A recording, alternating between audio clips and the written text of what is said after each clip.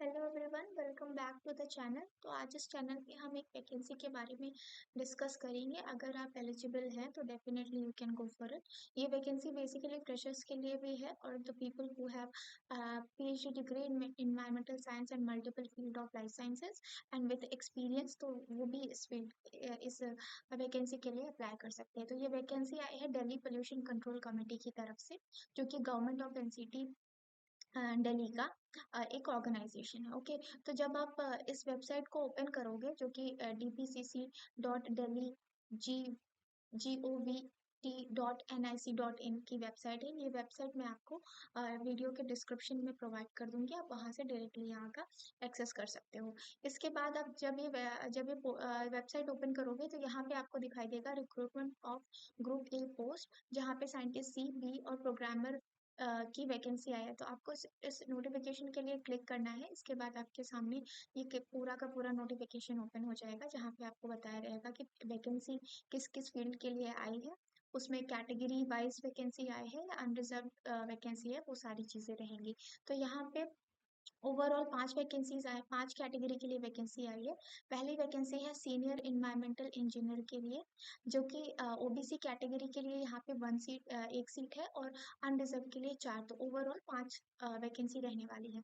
इसके बाद दूसरा वैकेंसी आई है इन्वायरमेंटल इंजीनियर के लिए, ये भी ओबीसी के लिए एक रिजर्व है और अनरिजर्व है 4, ओवरऑल 5 वैकेंसीज है। इसके बाद साइंटिस्ट सी, जो कि अनरिजर्व कैटेगरी के अंडर आया हुआ है, यहाँ पे ओवरऑल एक वैकेंसी रहने वाली है। साइंटिस्ट बी के लिए भी 2 वैकेंसी रहेगी, अनरिजर्व रहेगा। प्रोग्रामर के लिए भी एक वैकेंसी है, जो कि अनरिजर्व है। तो ओवरऑल यहाँ पे 14 लोगों के लिए वैकेंसीज आई है। अगर आप एलिजिबल है तो डेफिनेटली आप you can go for it. ठीक है।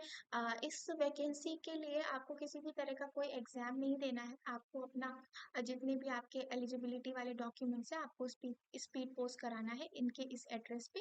ओके, उसके बाद वो शॉर्टलिस्ट करेंगे और आपको इंटरव्यू के लिए बुलाया जाएगा। ओके, तो एड्रेस ध्यान रखना है कि जब मैं वैकेंसी के बारे में पूरा डिस्क्रिप्शन दूंगी, तो आपको जब भी एड्रेस में स्पीड स्पीड पोस्ट का ऑप्शन है, तो आपको ध्यान रखना है कि आपको इसी एड्रेस पे अपने डॉक्यूमेंट को स्पीड पोस्ट कराना है। ओके, तो अब हम कैटेगरी वाइज देख लेते हैं कि क्वालिफिकेशन और मिनिमम क्वालिफिकेशन क्या रहने वाला है। ठीक है, तो जो सीनियर इन्वायरमेंटल इंजीनियर के लिए जो पोस्ट आया है, उसका एज लिमिट है 50 ईयर्स और इसके लिए आपको चाहिए मास्टर्स डिग्री इन इंजीनियरिंग। ठीक है, अगर आपने इंजीनियरिंग करके रखा है और आपके पास 10 साल का एक्सपीरियंस है जहाँ पे आपने पोल्यूशन कंट्रोल रिलेटेड फील्ड पे काम किया है, ठीक है, और आपके पास उसी फील्ड से रिलेटेड मास्टर्स डिग्री भी है, तो आप इस वैकेंसी के लिए एलिजिबल हो। ठीक है, मास्टर डिग्री आपके पास क्या क्या होना चाहिए, किन किन फील्ड्स में होना चाहिए, तो आपके पास सिविल में होना चाहिए, इन्वायरमेंटल एंड केमिकल साइंस में होना चाहिए, इलेक्ट्रिकल मैकेनिकल साइंस में हो सकता है, बायोमेडिकल इंजीनियरिंग में हो सकता है, वाटर रिसोर्सेज हो सकता है, रिमोट सेंसिंग हो सकता है, हाइड्रोलॉजी, और इसी की तरह इक्विवेलेंट क्वालिफिकेशन आपके पास होना चाहिए। तो अगर आपने मास्टर्स इन किसी फील्ड में करके रखा है और आपके पास मास्टर्स के साथ साथ अगर आपके पास मास्टर्स किसी भी नॉर्मल फील्ड से है और आपके पास 10 साल का एक्सपीरियंस है जहाँ पे आपने पोल्यूशन से रिलेटेड चीज़ों पे काम किया है, तो आप इस फील्ड के लिए इस वैकेंसी के लिए एलिजिबल हो। ओके, दूसरी वैकेंसी जो आई थी वो थी इन्वायरमेंटल इंजीनियर के लिए। इसकी एज लिमिट रहने वाली है 40 ईयर्स। ठीक है, और इसके लिए क्वालिफिकेशन क्या चाहिए कि आपको चाहिए bachelor degree in engineering related field from a recognise university और इंस्टीट्यूशन विद 8 ईयर्स एक्सपीरियंस। ठीक है, तो आपके पास बैचलर डिग्री तो होना चाहिए जरूरी में, उसके साथ साथ आपके पास 8 साल का एक्सपीरियंस भी होना चाहिए जहाँ पे आपने पोल्यूशन कंट्रोल रिलेटेड फील्ड पे काम किया हो। अगर आपके पास ऐसा कुछ नहीं है, लेकिन आपने मास्टर्स करके रखा है इंजीनियरिंग की फील्ड में और आपके पास तो भी आप यहाँ पे एलिजिबल हो। उसके साथ साथ अगर आपके पास 6 साल का एक्सपीरियंस है पोल्यूशन कंट्रोल रिलेटेड फील्ड में काम करने का, या इससे रिलेटेड फील्ड में अगर आपने मास्टर्स करके रखा है, तो भी आप इसके लिए एलिजिबल हो। तो बेसिकली मास्टर्स और बैचलर अगर आपने करके रखा है और आपके पास एक्सपीरियंस नहीं है, तो आप यहाँ पे अप्लाई कर सकते हो। ठीक है, इसके बाद आपका मास्टर्स इन फील्ड में होना चाहिए, जो कि ऊपर की तरह सेम है। इसके बाद जो साइंटिस्ट सी की वैकेंसी आई है, जिसकी एज लिमिट है 40 ईयर्स, इसके लिए आपको चाहिए doctorate in science with master degree in science, और उसके साथ साथ आपके पास 2 साल का एक्सपीरियंस होना चाहिए जहाँ पे आपने पोल्यूशन कंट्रोल रिलेटेड फील्ड पे काम किया हो।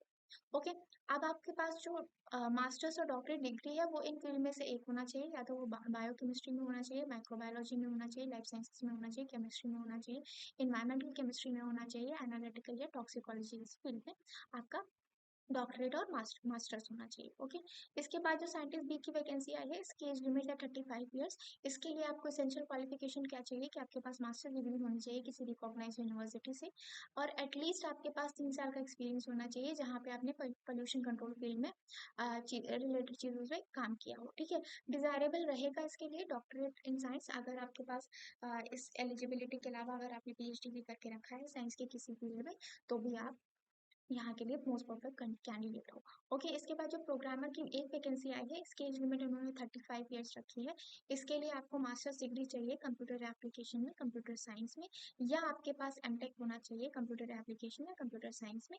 अगर आपके पास ये भी नहीं है तो आपके पास बीटेक होना चाहिए इन कंप्यूटर इंजीनियरिंग या कंप्यूटर साइंस में या कंप्यूटर टेक्नोलॉजी में। ठीक है, किसी भी रिकॉग्नाइज यूनिवर्सिटी से। और आपके पास 4 साल का एक्सपीरियंस होना चाहिए इलेक्ट्रॉनिक डेटा प्रोसेसिंग वर्क को हैंडल करने के लिए।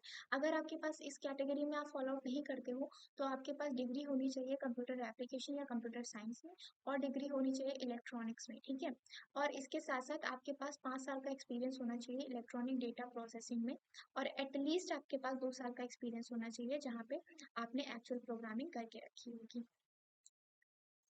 और अगर आपके पास ये कैटेगरी में भी आप फॉलो आउट नहीं कर रहे हो, तो आपके पास मास्टर डिग्री होनी चाहिए किसी भी रिकॉग्नाइज्ड यूनिवर्सिटी से, और और वो डिग्री होनी चाहिए इंजीनियरिंग के फील्ड में, और आपके पास 6 साल का एक्सपीरियंस होना चाहिए जहाँ पे आपने इलेक्ट्रॉनिक डेटा की हैंडलिंग करी हो, और एटलीस्ट 3 ईयर का एक्सपीरियंस होना चाहिए जहाँ पे आपने एक्चुअल प्रोग्रामिंग करके रखी हो। ठीक है, इसके बाद आपके पास ए लेवल डिप्लोमा होना चाहिए। अगर आप इन कैटेगरी में नहीं फॉल कर रहे हो, तो आपके पास ए लेवल डिप्लोमा होना चाहिए जो कि अंडर DOEACC में के अंडर फॉलो आउट करना चाहिए। और ये भी नहीं है आपके पास, तो आपके पास पोस्ट ग्रेजुएट डिप्लोमा होना चाहिए कंप्यूटर एप्लीकेशन में।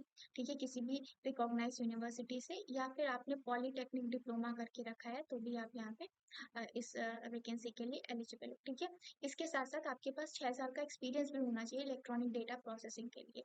ठीक है, और एटलीस्ट 3 ईयर का एक्सपीरियंस होना चाहिए किसी भी एक्चुअल प्रोग्रामिंग की फील्ड में काम करने का। ओके, तो मोस्टली ये जो वैकेंसीज आई है इसमें एक्सपीरियंस का डिमांड रखा गया है।